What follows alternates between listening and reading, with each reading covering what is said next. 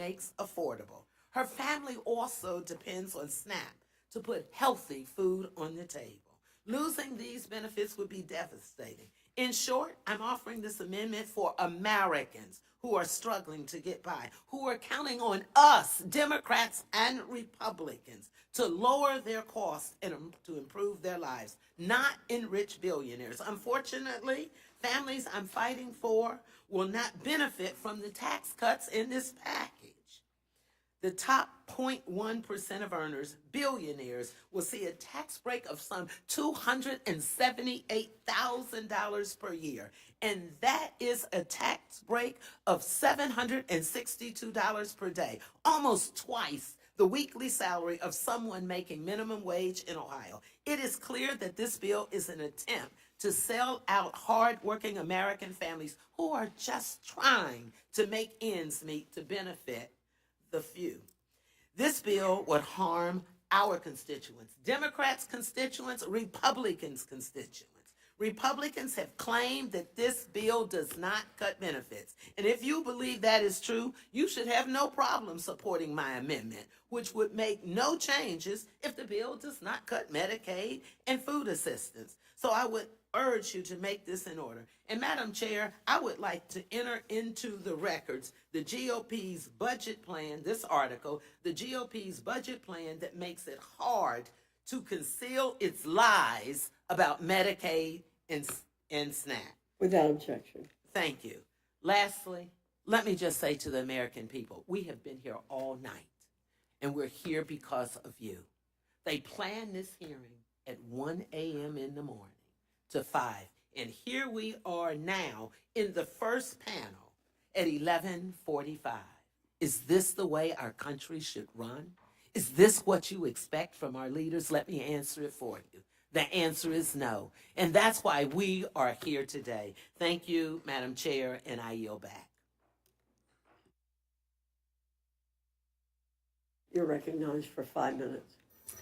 Thank you, Madam Chair and Ranking Member McGovern, for letting us testify today about issues that matter to all of us and to the American people. Over the past several weeks, I've been very concerned about what this Republican reconciliation bill will do. Not only does this bill, the bill, if it's enacted, the House bill, would be the biggest loss of health care coverage in American history that will strip health care from almost 14 million Americans. But as my colleague just said, how many of the pieces of this legislation have been considered in the dark of night when the American people are not able to watch what is happening? It's been too many pieces of this legislation. I have offered several amendments. Medicaid is the largest payer of long-term care in America, which is why I filed an amendment to ensure Medicaid home and community-based services, or HCBS, are not cut or reduced as a result of this reconciliation bill. We know that the majority of seniors and individuals with disabilities would prefer to receive care in the comfort of their homes, in the communities that they've known, where they can maintain an independent life, remain engaged in their communities, and aged with dignity. And in fact, it is less expensive than in nursing homes, which is where most long-term care in America is paid for by Medicaid. Yet hundreds of thousands of Americans are already sitting on state wait lists to access home-based care, and this bill will exacerbate this issue. No one should have to sit for years on a waiting list to get the care that they deserve, and caregivers shouldn't live in poverty to do this critical work. Let's be honest. The long-term care health system in this country is broken. And until someone you've loved or you yourself are in it, you don't know how bad it is. And this system, this bill is going to break the system even more. I'm asking that my Republican colleagues change course on this misguided bill that would harm seniors and individuals living with disabilities. I'm also strongly supportive and am a co-sponsor of Representative Riley's amendment regarding President Trump's Most Favored Nation executive order that was issued May 12th. In fact, I offered this exact amendment during the Energy and Commerce Committee markup last week. This amendment supports President Trump's executive order that aims to lower medication costs for Americans by preventing pharmaceutical manufacturers from charging Americans higher prices while giving discounts to other nations, when we, in fact, pay 2, 3, 4, 10 times as much as other countries do and spend more on the research for these drugs than any other country in the world. No one in America should have to pay higher prices for medications than patients in other countries, which I have to admit to you was shocked that every single Republican on the Energy and Commerce Committee voted against this amendment that supports their own president's prescription drug pricing plan. And I have to say, I was very surprised after being up for all night when I watched President Trump Wednesday night say this provision was going to be in this bill. So I think there's some communication issues too. Simply doesn't make sense. This logic is backwards and quite frankly absurd. And on top of this, we had a bipartisan deal that opened the door for a solution to lower drug costs for Americans last Congress. But thanks to Elon Musk, Republicans tanked that agreement and are now trying to pass a bill with no meaningful change that would not only fail to lower drug costs, but would also rip coverage away from 14 million Americans. I'm going to end by expressing my concerns with this legislation's impact on our environment and natural resources, which is why I filed 3 amendments that I offered during the natural resources markup 2 weeks ago. Taken together, these amendments would preserve judicial review. I think too many people forget we are a system of checks and balances in this democracy. Protect compliance with the Endangered Species Act, which has literally saved thousands of species, and prevent the Inflation Reduction Act decisions from NOAA from applying to fisheries, climate resilience, and harmful algae bloom forecasted in the Great Lakes. I'm getting that look, so thank you, Mr. Chairman, and I yield back. I thank the gentlelady. She yields back, and I recognize Mr. Gomez of California for 5 minutes. Republicans are playing Russian roulette with the American people.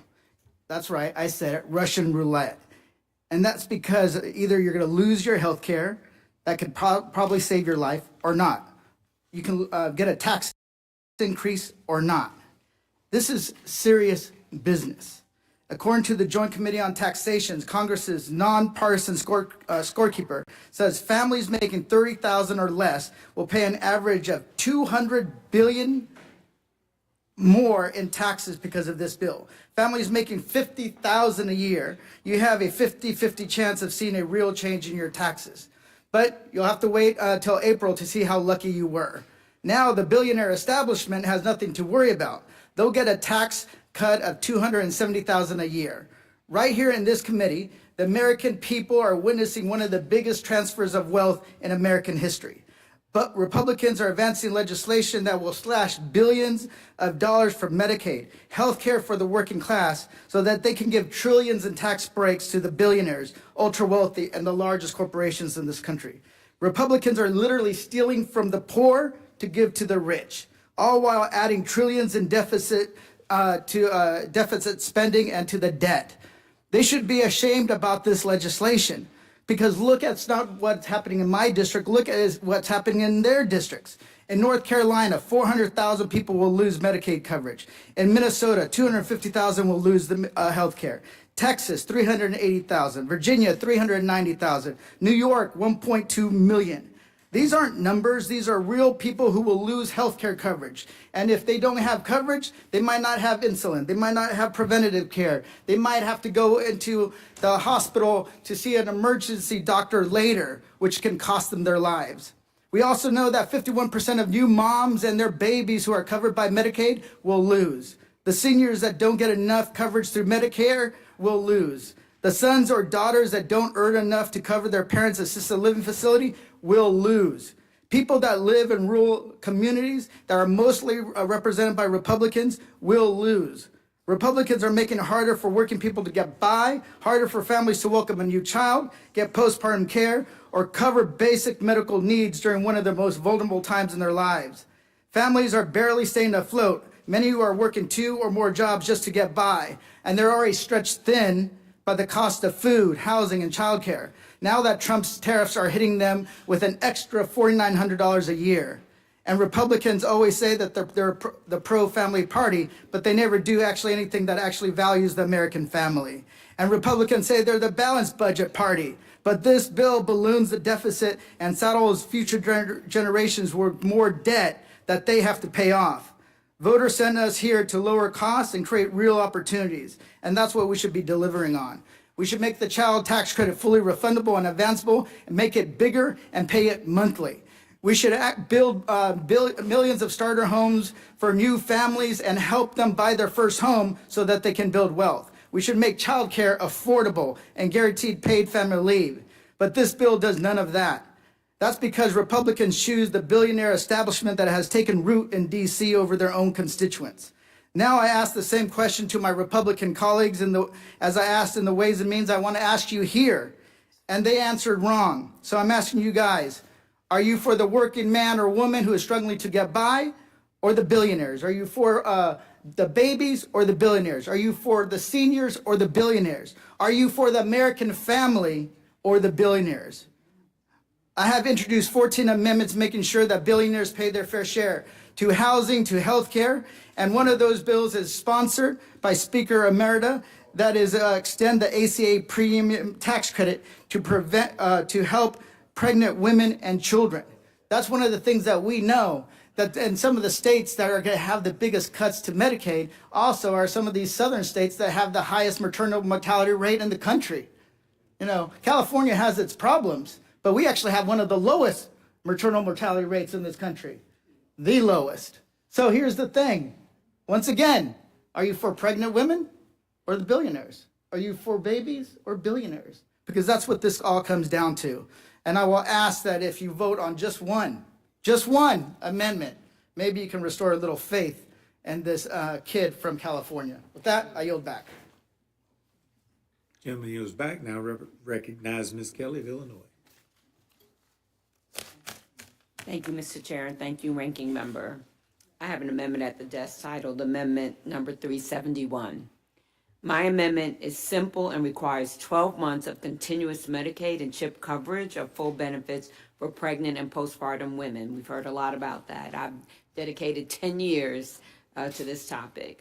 This amendment will codify what we already know is essential, that 1 year of postpartum care is not just medically necessary, it is a matter of life and death.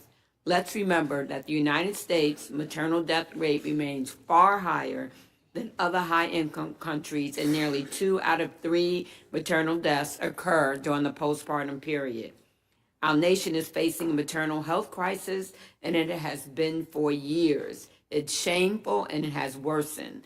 The maternal mortality and morbidity epidemic is particularly dangerous for people with disabilities who face a maternal death rate that is 11 times higher than the rate for non-disabled people. Black women are 3 times more likely to die from pregnancy-related causes than white women. And American Indian and Alaska Native women are twice as likely to die of complications. Medicaid improves maternal health outcomes and ensures access to vital pregnancy services. Medicaid covers almost half of all births in this country, and in many states it's more than that. And it covers more than half of all births in rural communities. Consider a new mom from Arkansas who was finally approved for Medicaid in her 3rd trimester following a delay in her eligibility determination. Her Medicaid coverage was invaluable during complicated labor and delivery. Her baby was not receiving enough oxygen, and she ultimately needed an unplanned cesarean section. Without Medicaid, that procedure would have resulted in profound medical debt, giving the cost of a C-section in Arkansas is estimated to be close to $10,000 without insurance. Ensuring 12 months coverage can give women the peace of mind that they have stable coverage and access. Cutting funding means cutting care for moms and babies during their most vulnerable time. That means fewer prenatal checkups, more life-saving deliveries, and forcing states to choose between vital programs. Waivers aren't enough, especially during major budget cuts like those in this bill. In Michigan, 12-month postpartum Medicaid coverage reached nearly 45,000 moms, reducing maternal deaths from 36 to 22 per 100,000 births in a year. Most maternal deaths occur after childbirth. 1 in 3 happens 1 week and 1 year postpartum, between 1 week and 1 year postpartum. In Colorado, 89% of maternal deaths were preventable. Continuous guaranteed year-long coverage saved lives. Overall, over 80% of maternal deaths are preventable. This amendment codifies 12 months of full Medicaid and CHIP benefits to postpartum individuals, no more state-by-state patchwork, no more expiration dates on care, no more new mothers being dropped from coverage just 60 days after giving birth, right when they're still at high risk for complications like infection, postpartum depression, and more. Postpartum coverage for 12 months should be mandatory and permanent and immune from shifting state politics and budget pressures. We cannot expect someone to recover from childbirth, return to work, care for a newborn while also scrambling to reapply for coverage. That's not health care. It's chaos and disproportionately harms low-income families, rural communities, and communities of color. We've already seen the impact of this policy. Thanks to the American Rescue Plan, Democrats enabled states to extend postpartum coverage to 12 months, and 49 states have done so. In just 4 years, red and blue states alike chose to prioritize maternal and child health, but making it optional isn't enough. With the deep cuts proposed in this bill, states will soon face painful budget choices that could jeopardize this progress. To protect moms and babies everywhere, we must make this coverage permanent, mandatory, and nationwide.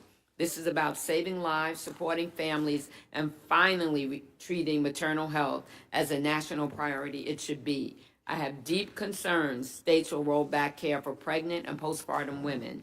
My amendment ensures that all women in the United States, regardless of where they live, can access comprehensive health care for a full year following the birth of a child to survive and thrive. I've spoken to doctors, nurses, midwives, doulas, and this is what all of them recommend.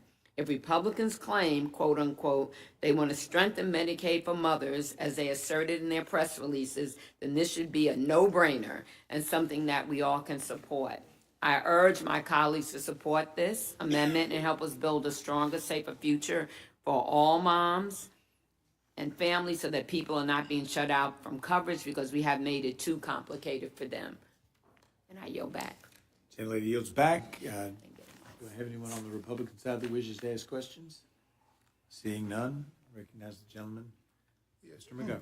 Well, thank you. Just a couple of observations. First of all, I want to again thank you all for your commitment and your stamina and for being here. Again, I appreciate the fact that many of you waited many, many hours to be able to testify, but I think that's a reflection of how strongly you feel about the issues that you brought before this committee. And I think I speak for all the Democrats here. We all support your amendments, and we'll do our best to try to see what we can do to make them in order. But I also, when I was listening to everybody here, I couldn't help but think about what could have been. Again, as I said before, I mean, there are things in the tax bill that I think we all could agree on. The middle class tax cuts, the no tax on tips, and child tax credit, all that stuff. We could have come together and agreed on that. And I think that we would have if Republicans wanted our vote, we could have negotiated a better deal on the SNAP benefits, which right now is unacceptable, and certainly insisted that people don't get thrown off health care. But I think you could have gotten a bipartisan bill.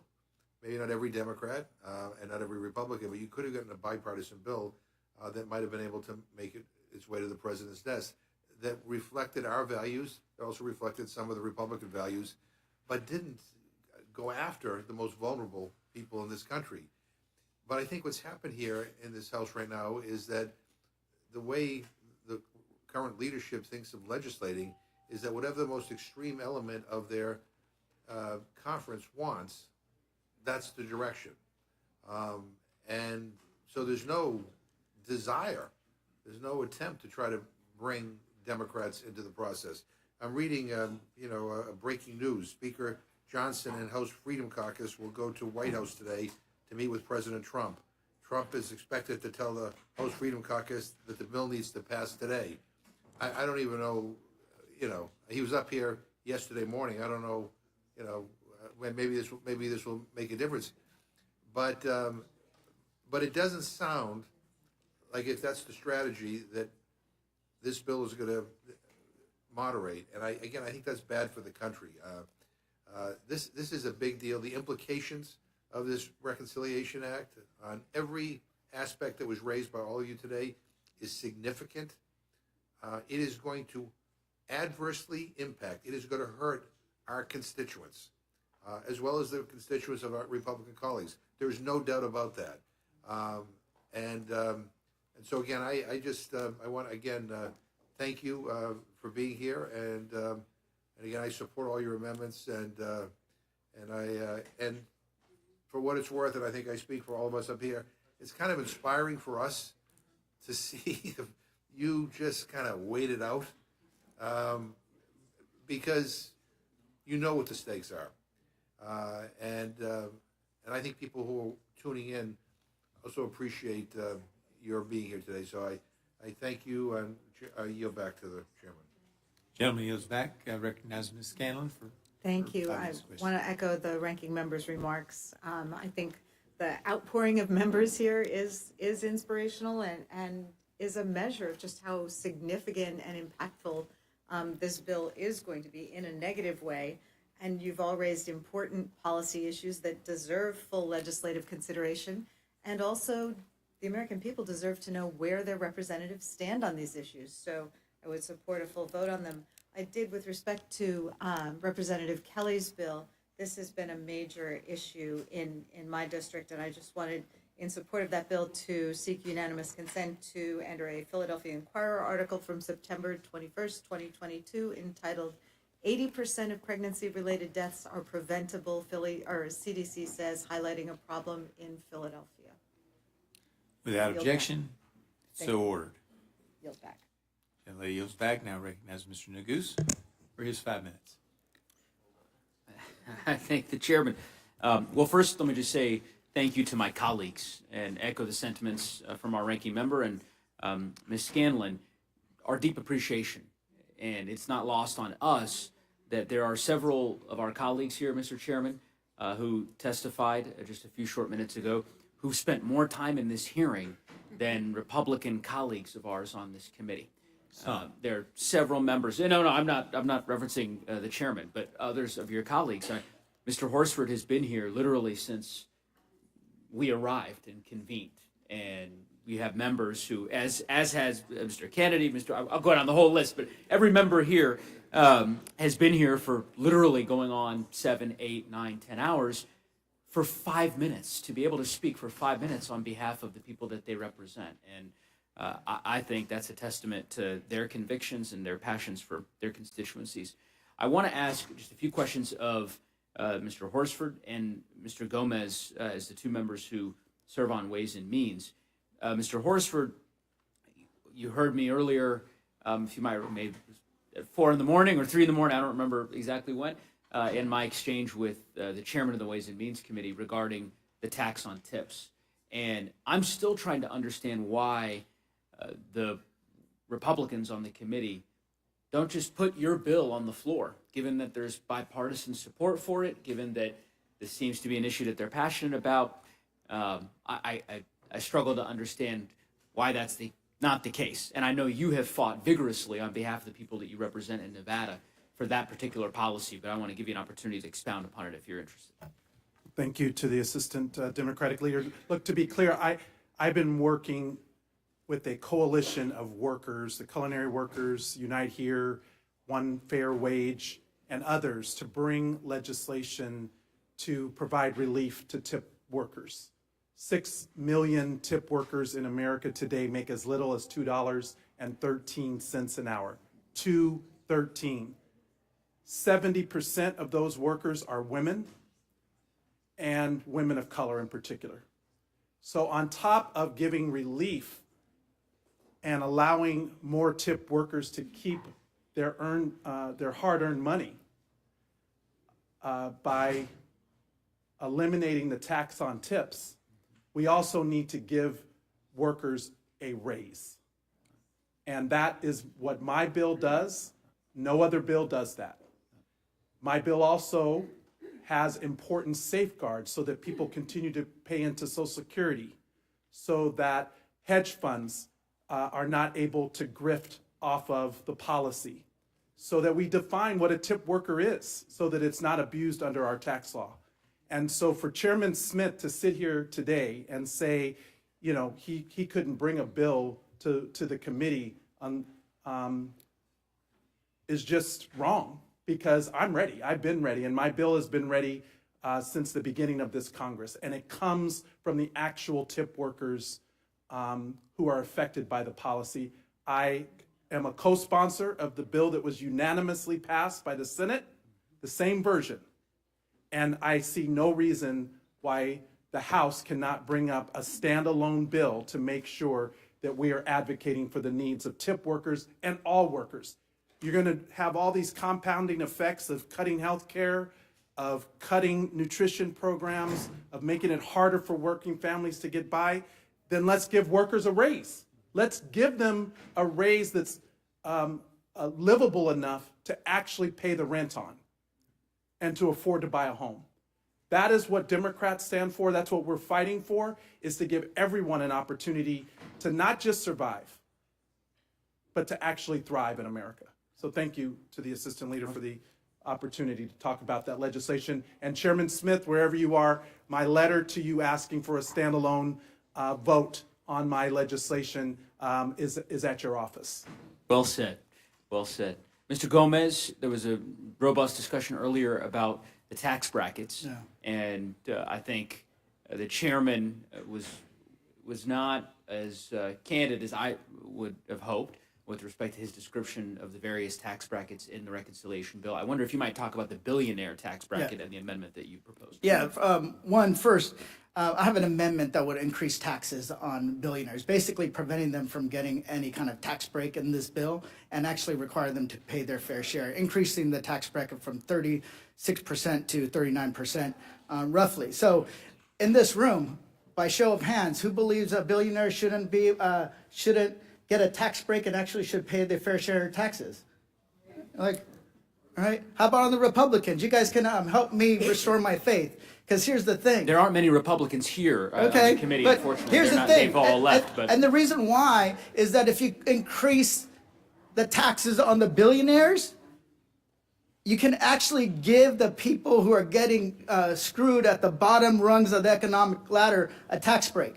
So for the record, I want to enter into the record the distribution chart, distribution of the estimated revenue effects of the tax provisions of the chairman's markup, basically what's going to happen, into the record. This is by the Joint Committee on Taxation. It's an official record. What's it on? It basically shows how much, who's paying what in taxes under this bill by the Joint Committee on Taxation. Without objection, so ordered. Thank you. And here's the thing, the reason why, let's go over years, calendar year 2027. If you're people that make less than $15,000 a year will pay an additional $1 billion in taxes. $1 billion. And here's the thing, in the year 2029, people that are making less than 15 million are going to pay 15,000 will pay another $2.6 billion in taxes that year. People that are making 15 to 30,000, 2.5 billion in additional taxes that year. And we go on to year 2031. They're actually less than 15,000. They're going to pay another $3.6 billion that tax year. 3.6 billion. And if you're making 15 to 30,000, you're going to be, all those people will be ponying up another $4.5 billion. $4.5 billion. And by the year 2033, let people that are in that tax bracket of less than 15,000, $3.7 billion just that year. And then the people making 15 to 30,000, 3.8 billion. So anybody that says that the people at those low rungs of the economic ladder are not getting screwed or not going to be paying more in taxes are just absolutely wrong. And with that, I yield back to Mr. Nagus. Thank you, Mr. Gomez. I yield back now. I did. Chairman yields back. Seeing no one else wishing to ask questions, I thank this group for presenting your amendments. Thank you for being with us, and we will move on to the next group, and I'll need the names. All right, as they're leaving, our next panel will be Ms. Dexter, Mr. Carter, Ms. Takuda, Ms. Bonamici, Ms. Barragan, Mr. Tonko, Ms. Goodlander, and Ms. Stansberry. She's raising her hand.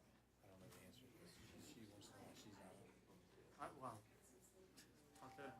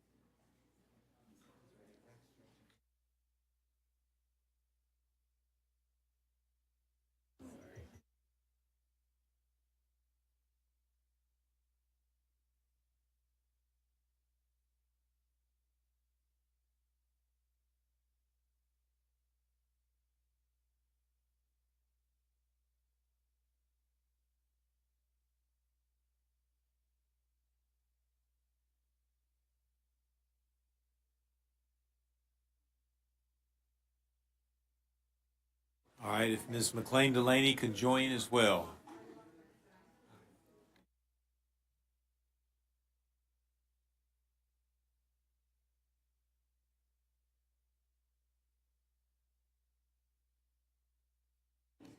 And now recognize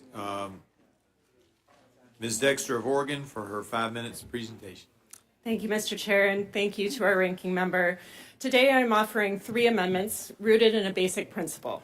Government should work for the people, not silence them, not shield corruption, and certainly not rip away healthcare. Let's start with what this GOP tax scam tries to take from the public, their voice. Under current law, communities can protest oil and gas leasing decisions that threaten their land, water, or climate. This bill would impose a $150 fee, plus more for extra pages or lease parcels, just to be heard. And let's be honest about what that is. A tax on public participation, a toll on free speech. And it won't deter billion-dollar oil companies. It will deter working people, people who love outdoor places. At the same time, Republicans are slashing royalty payments and handing billions in giveaway to the fossil fuel industry. That tells you everything you need to know about where their priorities lie. My amendment would strike this unjust protest fee from the bill and protect the public's right to be heard. Second, we must ensure accountability. I'm offering an amendment to allocate a modest 0.5% of new funds to the Department of Interior's Office of the Inspector General, a nonpartisan watchdog that saves taxpayers' money by rooting out waste, fraud, and abuse. This should be easy for Republicans to support. It's the same bipartisan provision they themselves championed by our current House Natural Resources Chair in 2021. It's simple. Let's ensure transparency and pass this amendment. And now I want to speak to what I believe is the most urgent and dangerous part of this legislation, its impact on healthcare. Before I came to Congress, I spent nearly 20 years caring for some of the sickest patients in our community. I've worked in emergency rooms. I know what happens when a system doesn't have the resources that it needs to serve its patients. That's why I'm offering an amendment to require states to report on how coverage losses under this bill would impact uncompensated care and emergency department wait times in safety net hospitals. If this bill were really only about ridding out waste, fraud, and abuse in Medicaid, we should welcome this kind of data. But we know the truth. This bill isn't about waste. It's about ripping healthcare away from nearly 14 million Americans and destabilizing the healthcare system for everyone else in the process. And for what? To give tax breaks to billionaires. Medicaid isn't just a lifeline for patients, it's a fundamental part of our healthcare infrastructure. Providers depend on it to stay open, to serve not only Medicaid patients, but you, me, everyone in our communities. Cutting Medicaid will mean clinics and hospitals in rural towns will shut down. Hospitals in cities will be over capacity. Seniors will be forced out of nursing facilities due to closures. And emergency rooms will go on divert, turning away people in crisis because there simply isn't enough space for people to be seen. We're talking about longer wait times for pediatric care, delays for life-saving cancer treatment, people suffering and dying, not because we don't have the tools to help them, but because we've made a political choice to take those tools away. These cuts will be devastating, and the consequences won't be statistics on a spreadsheet. They will be lives lost, futures cut short, and suffering that could have been prevented. And again, for what?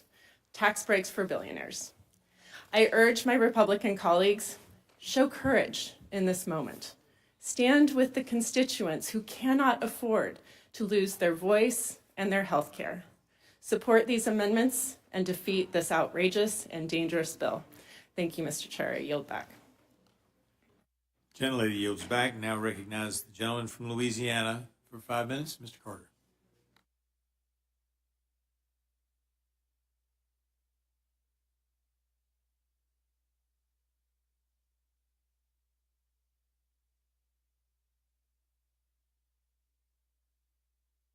Well, okay.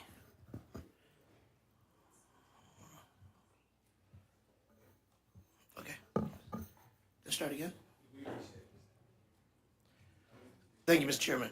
Thank you, Mr. Chairman and Ranking Member.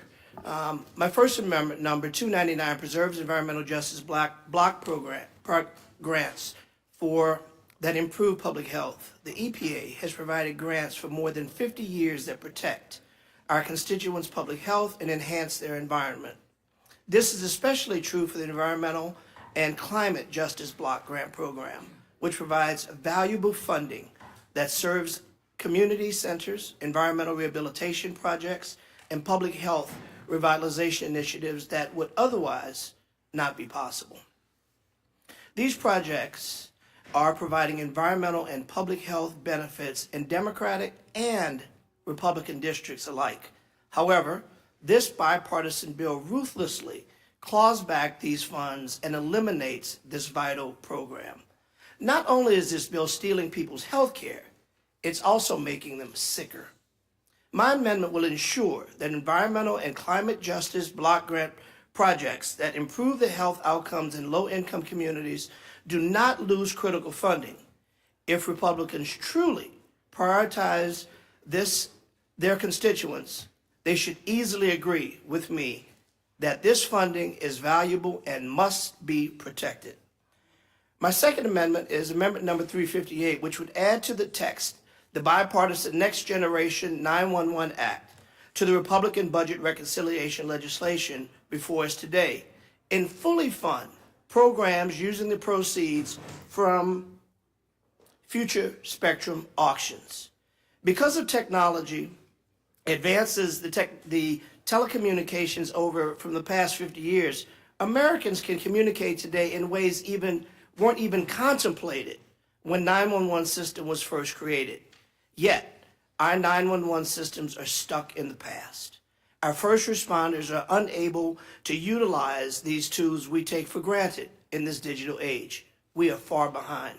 Police officers, firefighters, and emergency medical technicians who serve communities we represent deserve better. I cannot think of a better use of dollars raised from auctioning off public airwaves than to upgrade old, outdated public safety communication systems. I hope my colleagues will vote yes on this amendment to modernize our 911 systems for the 21st century. Congress should give FCC the authority to begin spectrum auctions now. Those proceeds need to help our constituents and first responders not pay for tax cuts for the ultra-rich. My third amendment is Amendment 373, which states no funds can be used to effectuate the detention or removal of United States, of citizens of the United States or any non-citizen whose legal status was determined or visa revoked due to exercising simply their right to speech, free speech, not breaking any laws, simply their right to free speech. Last month, I led a delegation of House and Senate members to 2 ICE processing centers in Louisiana to meet with individuals who had their legal status revoked and remain in immigration detention simply because they exercised their right to free speech. If these individuals can be jailed for exercising their First Amendment rights, any person in this country is under the same threat.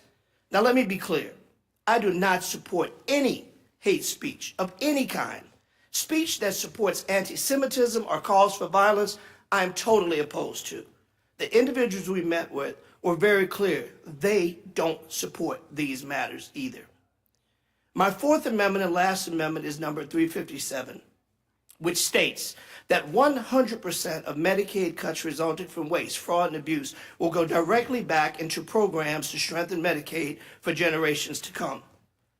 My Republican friends say that they want to help the people that Medicaid was quote unquote intended for, the most vulnerable. And to that I say, put your money where your mouth is. But we all know they won't.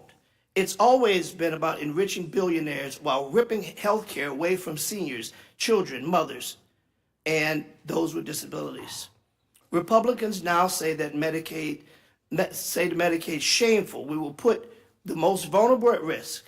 That's why we keep spinning false narratives about waste, fraud, and abuse. But don't take my word for it. Take it from Republican Senator Josh Hawley, and I quote, "Will Republicans be the majority of the people or a permanent minority speaking only for C-suite?" So, if the goal is to protect Medicaid and root out waste, fraud, and abuse, we should have no opposition to support my amendment to reinvesting these funds into Medicaid. I have one final quote, ma'am, and I know I'm shortly over, but I want to remind people. I'm told yesterday that our president, Donald Trump, said, and I quote, please forgive my language, "Don't fuck with Medicaid." I hope he was serious, and I hope this committee takes it serious too. I yield. Carter, Mr. Kuda, you're recognized for 5 minutes. Thank you, Madam Chair. Ranking Member McGovern, I submit one amendment today, 159, protecting rural Americans from SNAP cuts. Every day, millions of Americans go to bed hungry. For 14 straight years, the United States has led the developed world in food insecurity. In 2023, over 1 in 4 Americans reported struggling to afford food. Think about that. In the richest nation on earth, 85 million people are missing meals. And where is this pain felt most deeply? Rural America, small towns, farming communities, places like Hawaii's 2nd District, where food is grown, but life is hard. 87% of the counties with the highest food insecurity are rural. Families face fewer job opportunities, fewer doctors, fewer grocery stores, and now even fewer lifelines. And Republicans want to make it worse. This isn't just a bad bill. It's a big bad bill. It's a big ugly bill. A brutal assault on rural families, working parents, seniors, kids. The GOP plan is to slash $313 billion from SNAP, gut Medicaid, rip lifelines out of the hands of people just trying to survive. and hand billions in tax breaks to the ultra-wealthy. All this as part of the GOP tax scam 2.0, a reckless giveaway to billionaires that will add $5 trillion to our national debt. $5 trillion in tax breaks for the rich, paid for by taking food off tables and putting health care out of reach for working Americans. This isn't fiscal policy. It's moral failure. It's the wealthiest 10% cashing in at the expense of the poorest, most vulnerable, hardworking people who labor every day to hold on to life in communities too often forgotten. Let me tell you about Anna, a constituent of mine from the rural west side of Oahu. She and her husband run a small family business. Last year, just $200 more in monthly sales pushed them over the limit for SNAP. $200. That tiny increase cost their children meals. Anna told me she had to measure every scoop of rice at dinner. She couldn't say yes when her youngest child asked for a second helping of food. She sent her kids to school hungry. Months later, after their sales dropped again, Anna reapplied.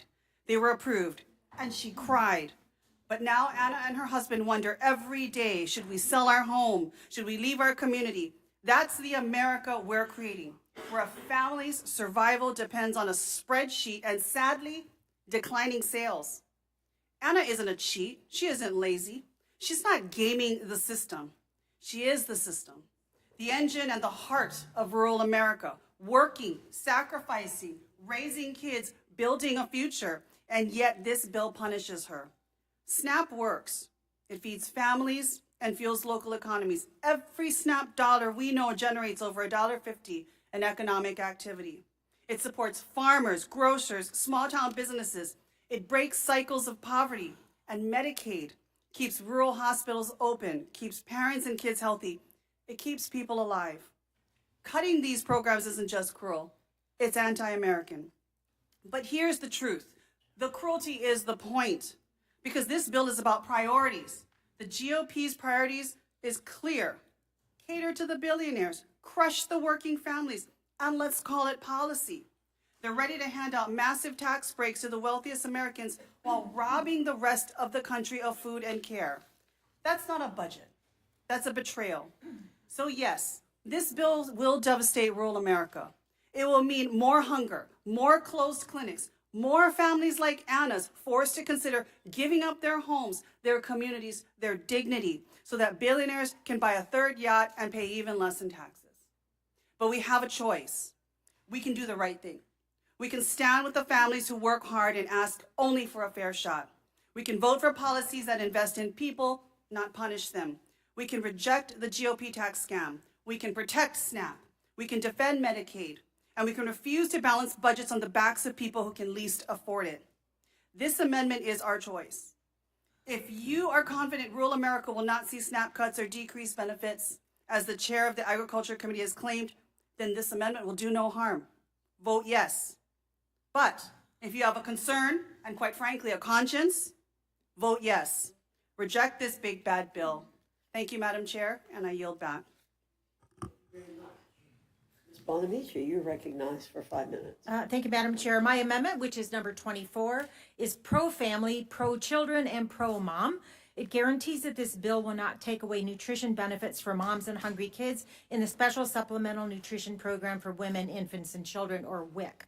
Federal nutrition programs like WIC and SNAP and school meals are investments in the health, learning, and development of children and young adults in communities across the country and are some of the most successful tools we have for reducing child hunger.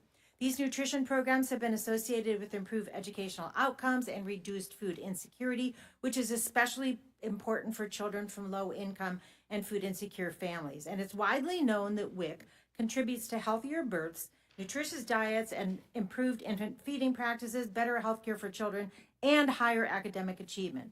The benefits are indisputable. So WIC has served as a lifeline for many mothers and their young children, and I urge my colleagues to support my amendment.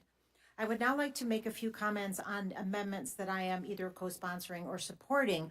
There is one by Ranking Member Bobby Scott to protect American children from going hungry with regard to the proposed cuts to SNAP. Yesterday, the Urban Institute released a new report highlighting that as many as 18.3 million children could lose access to free school meals as a result of the harmful provisions in this bill. And we know that every congressional district has children who are hungry. Families are working hard, but the income isn't keeping up with the cost. So I hope we can adopt Mr. Scott's amendment number 184. I also want to speak in support of a amendment that is going to be introduced or has been introduced by Representative Sykes to strike the language in the bill that cuts Medicaid. In Oregon, 1 in 3 people are covered by Medicaid, including 57% of Oregon children, and make no mistake, if you rip away health care from millions of Americans, people will die.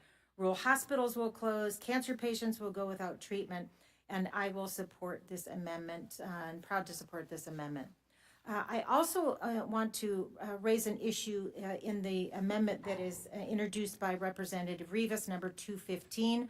This is an amendment that will fix a catastrophic policy that's tucked quietly into this bill that would let the world's most powerful technology go unchecked for the next decade. This is a blank check for big tech. It would, and the bill as written will block state and local governments from regulating artificial intelligence for 10 years. That is a long time. That is a decade of risk. Let's be clear, we do not have federal policies or governance laws on data privacy, security, and bias. And I served on the bipartisan House AI task force, and we spent a long time studying these issues. And our report that was signed by both Republicans and Democrats explicitly warns against blanket and impulsive federal preemption of state AI policy. And I quote, without comprehensive federal AI or data privacy laws, states are well positioned to address gaps, tailor protections, and respond to emerging harms. But this bill ignores that bipartisan advice. Yesterday, 40 state attorneys general, including Oregon's Dan Rayfield, sent a bipartisan letter opposing this provision because of the unchecked harm it will cause. And let's talk about what that could look like. An algorithm that denies a disabled person access to housing and no state agency could intervene. A company that designs generative AI to imitate voices or faces without consent. States couldn't stop it. A hiring platform that discriminates by race or gender. Under this bill, if a company deliberately designs an algorithm that causes foreseeable harm, they'd be legally unaccountable, and it would leave policymakers and the public flying blind as a handful of corporations consolidate power over rapidly advancing technology. And I'm not talking about machines. I'm talking about civil rights, consumer safety, child protection, elections, employment, and more. The House AI Task Force made it clear we should empower good AI policy at the state level, not block it. This amendment strikes the provision and gets government out of the way so states can protect their people. Let's test whether Congress stands with the public or with the powerful. I also have a few bills I want to mention a few amendments that I'm co-sponsoring. One by Mr. Byer to keep energy costs low by taking two of the most successful energy policies in history, the production tax credit and the investment tax credit, protecting those. Also, Mr. Byer's amendment protecting bipartisan clean energy tax credits. I also want to support, be on record as supporting Ranking Member Bobby Scott's amendment number 261 that makes it harder for strikes the language that makes it harder for students to access high quality education. And one more, Madam Chair, with your indulgence, I want to support the amendment by my Oregon colleague, Representative Bynum, that ensures the Consumer Financial Protection Bureau retains current funding for protecting student borrowers. And I yield back. Thank you, Ms. Bonamici. The order now is Goodlander, Stansberry, Delaney, and Tlaib. Okay, Goodlander. Thank you, Madam Chair, and thank you, Ranking Member McGovern, for the opportunity to be here today on behalf of the people of New Hampshire 2nd District to offer a common sense, one-sentence amendment to this truly big and catastrophically bad bill. We know the bill is big. I brought a copy with me. It doesn't fit on this very big table in front of me. This bill is catastrophically bad because of what it does and what it fails to do, and that's where my amendment comes in. This bill is catastrophically bad because we know what it's going to do to 14 million Americans who will lose health coverage. The biggest cuts to health care in American history. It's going to hurt our kids, people with disabilities, pregnant women, seniors. It's going to jack up healthcare costs for everyone. Rural hospitals in my state are going to close and people are going to die. We know this bill is catastrophically bad because of what it's going to do to the more than 10 million Americans who are at risk of losing access to food because of the biggest cuts to SNAP in American history. We're talking about kids, about veterans, about hardworking people all across our country and in the most rural parts of my district, in Berlin, in Stewartstown, in Winchester. People are going to lose access to food. And for what? To give another big tax giveaway to big corporations and to billionaires. This bill also is going to bring about the biggest deficit increase in American history, $3.8 trillion, and that's trillion with a T, according to the nonpartisan Congressional Budget Office. And it's going to add trillions of dollars to the national debt. So this bill is bad for all the things it will do. But one of the things this bill will not do, and another reason why it's catastrophically bad, is what it fails to do to really make government work better for hardworking people and to actually cut down on waste, fraud, and abuse. And that's where my straightforward, common sense, one-sentence amendment comes in. Title II of this big bill provides nearly $150 billion to the Department of Defense. And does this, mind you, at a moment when that department is in a state of pure and utter chaos under the leadership of a person who has no business serving as the Secretary of Defense. That's a lot of money, $150 billion. It's 10 times the state of New Hampshire's biennial budget. It's also, I should note, $50 billion above what the House Armed Services Committee was instructed to spend in this bill. And I read every bill I vote on, and it's $50 billion above. So I'm offering a straightforward amendment. It's one sentence that would simply require the Department of Defense, before it is able to spend the additional $50 billion, to do what it is already required to do by law and what it has failed to do under law for decades now, and that is to pass an independent audit. This is about basic government oversight, but the Department of Defense has failed 7 audits. It is the only federal department that has failed an audit, and it also accounts for more than half of our discretionary spending. We're talking about $1 trillion. This is not right. If you really want to talk about cutting waste, fraud, and abuse, I'd ask the question, isn't ensuring a clean audit of the Pentagon a top priority? If you want to know whether we're actually wasting money, an audit is going to help us do exactly that. So look, at the end of the day, it's about military readiness, and that's something that our national security depends upon. It's something our economic security depends upon. It's also about the public's trust. Small businesses across this country, people across America, have got to pass an audit to keep doing what they do. The Pentagon should be held to the same standard. And it's the public's trust that our democracy depends on. And so with that, I would say this big, truly big and catastrophically bad bill cannot be cured with one amendment, but this is a step towards progress on what I think we all share, a goal we all share, cutting waste, fraud, and abuse. That is not what this bill does. And with that, I yield back. Thank you. You're recognized for 5 minutes. Madam Chair, Ranking Member, members of the committee. Before I get started, I just want to observe that we've been here for almost 12 hours, and I want to take a moment to thank all of the staff who've been holding it down for the last 12 hours in this room.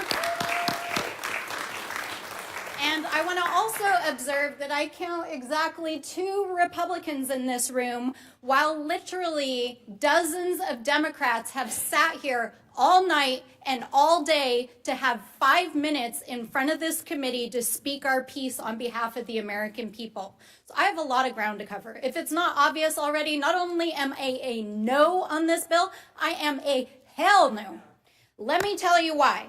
This bill puts a massive permanent tax break in place for the ultra wealthy and corporations on the backs of working Americans. It will literally make the poor people of this country poor while the rich get richer. It will give billions of dollars in kickbacks to defense contractors, private prisons, and big tech. It gives cuts to life-saving programs, Medicaid and healthcare, which all of you said you wouldn't cut for months, and here we are. Food assistance, school lunches, Pell Grants. It will decimate protections for the environment, NEPA, public lands, judicial review, climate and clean energy. It decimates protections for our federal workers. It makes them at will, and it threatens their retirement. It threatens our consumers. It eviscerates the federal budget.